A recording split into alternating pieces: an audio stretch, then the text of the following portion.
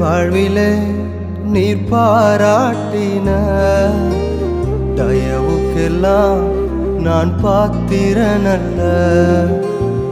இதுவரையில் நீர் தாங்கினதற்கு எவ்வளவும் நான் தகுதியும் இல்லை.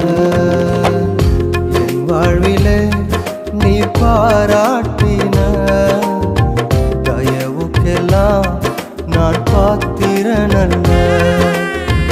இதுவரையில் நீர் தாங்கினதற்கு எவ்வளவும் நான் தகுதியும் இல்லை. மாறாமலே